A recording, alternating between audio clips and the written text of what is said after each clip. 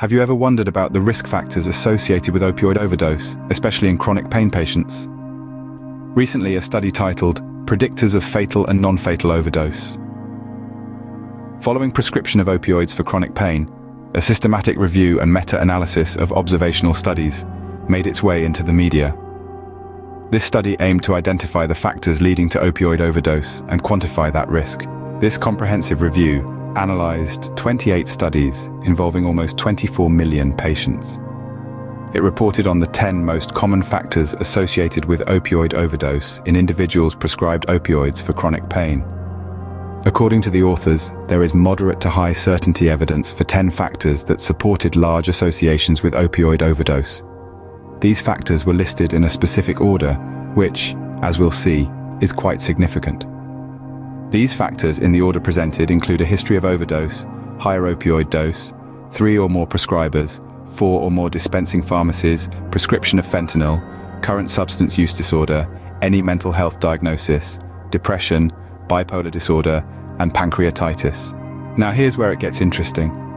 Right at the bottom of the report, almost as an afterthought, it's mentioned that the absolute risks of fatal overdose are in the range of 2 to 6 per thousand.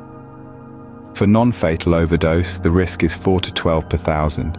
This means that the absolute risk of any kind of opioid overdose for chronic pain patients is less than 1%. However, this crucial fact was neatly tucked away in the press release. The authors chose to focus solely on risk factors and presented them in terms of relative risk. This approach neglects the significance of absolute risk, which is actually very, very small, occurring in less than 1% of cases. Moreover, the authors reported the risk factors in a seemingly random order. They placed high-dose opioids second on the list after history of overdose, when in reality, it should have been sixth. This arrangement gives the impression that high-dose opioids is the second most important risk factor for overdose, which is misleading. The reason behind this manipulation becomes clear when we consider that one of the authors, Dr. Jason Buss, was instrumental in creating Canada's opioid prescribing guidelines.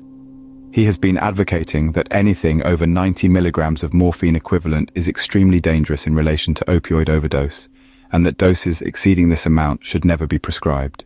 Dr. Busser had an agenda to show that high-dose opioids were a high risk factor, even though his own data did not support this. And when we look at the authors' claim that the risk factors they found supported large associations with opioid overdose, we can see a discrepancy.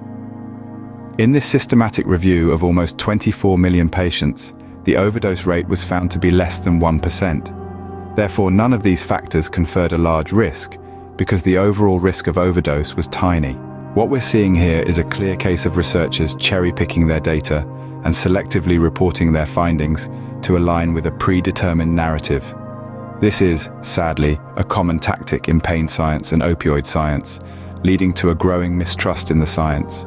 What's even more disheartening is how news and medical websites picked up the story without reading the study thoroughly.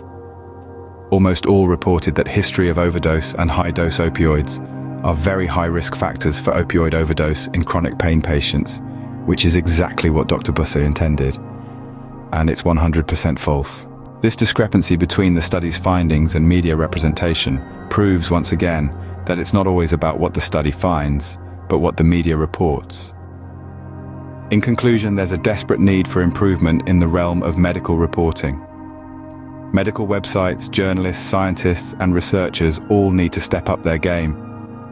It's not just about presenting the data, but about presenting it accurately, fairly, and with the right context. Misrepresentation of data can lead to harmful misconceptions and misguided decisions, so let's strive for better.